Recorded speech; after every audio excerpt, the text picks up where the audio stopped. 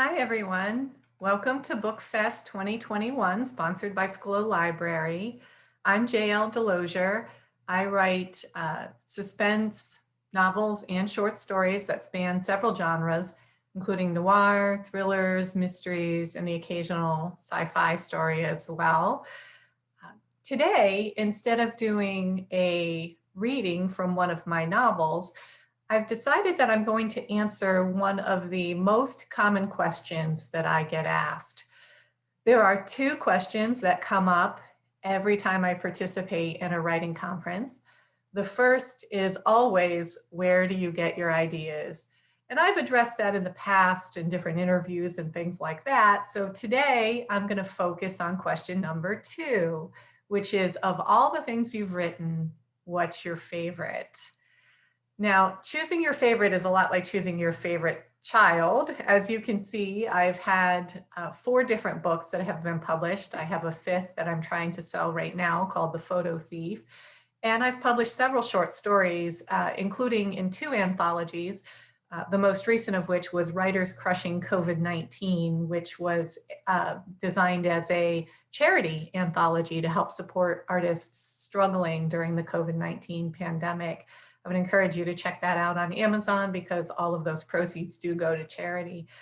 So again, trying to choose your favorite is tough, but after much thought, I've decided that my favorite writing is not actually any of my novels. It is my short fiction, and I have 3 in particular that are my favorite. My absolute favorite is a short story called Dirge in D minor. It was roughly 4 pages long, 1,200 words or so. And it was published in Artemis Journal and online at the Hollywood National Organization of Women website, the Hollywood Now website. So if you just do an online search for Hollywood NOW JL Delozier, you will find it. I'll also post a link on my website. The reason Dirge in D minor was my favorite is, first of all, it was my only short story in the sci-fi genre to be published. And secondly, it won an award, what's called the Women Hold Up Half the Sky Award, part of the Roswell and Omega Awards. And it was read on stage by Adrienne Barbeau, a famous stage actress and movie actress. She starred in a lot of science fiction B movies like Swamp Thing, and she was also in Escape from New York, which was one of my favorites. I think she was the original Rizzo on the Broadway productions of Grease as well. But anyway, she read my story online, or on stage, I'm sorry, and did a fantastic job. And then last year it was read online by another famous actress, and who cried while she read it. It was just an amazing feeling. If you can make a reader cry, that's when you know your writing is powerful. So Dirge in D minor, I would encourage you to check it out online for free, and let me know if you like it. Today, instead of reading that entire short story, though, I think what I'm going to do is I'm going to focus on 3 extremely short stories, what we call flash fiction. I enjoy challenging myself by writing stories that are less than 100 words. I would encourage you to try that. It's not an easy thing to do, to have a protagonist or hero go through a journey or change. In other words, having a plot in 100 words or less. If, again, it sounds easy, it is not. There are many websites now that promote flash fiction, and if you're interested in that, I encourage you to check them out. So I have 3 that I'm going to read for you today, very short stories. My goal with them is to have the reader feel some kind of emotion, whether that be anger or melancholy, sadness or joy. And hopefully these little stories will evoke some kind of response from you as well. So let's start with 2 that are a little melancholy, maybe a little sad. The first one is a modern fairy tale, and it is 92 words long. Once upon a time, a little girl named Goldie loved fairy tales and rainbows, unicorns and panda bears. But in the short space of time between Grimm and Gadsby, meth turned her teeth to rot and hardened her liver to stone.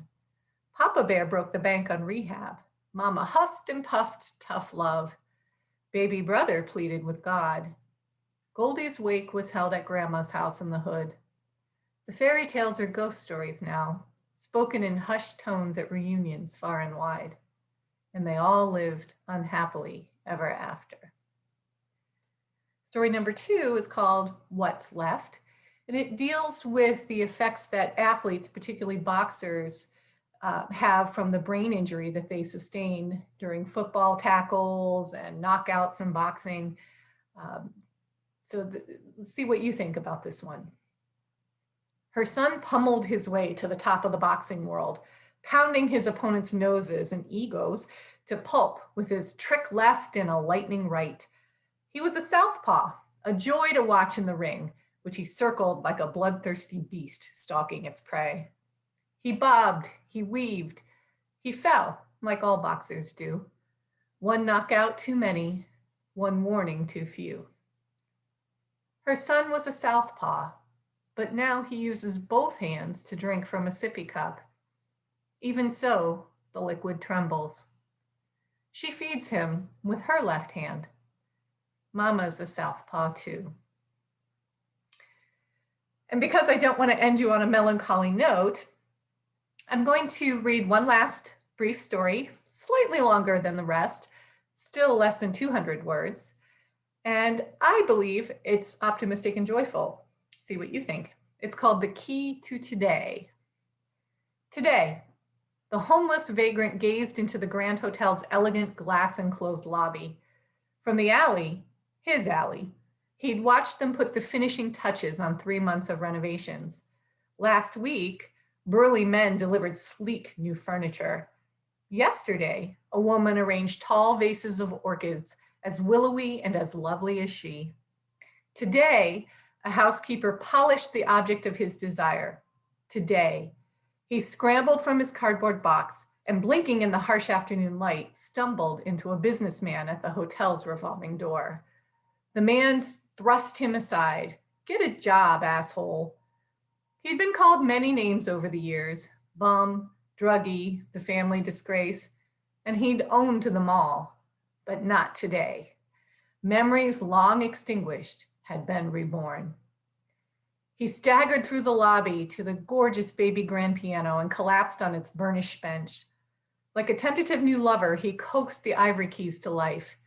An exquisite melody peaked in a fortissimo swell. A crowd gathered and gaped. He closed his eyes and wept. Today, his tears would wash away the filth, cut a path through the grime. Today, he would start anew. Today was his day. And that's it. Those are my examples of brief flash fiction, which hopefully got you right in the feels. Again, if you're interested, check out my books. You see them around my head. You can certainly check out Dirge in D minor online and enjoy the rest of BookFest. I'm JL Delozier, and thank you to SCLO for having me.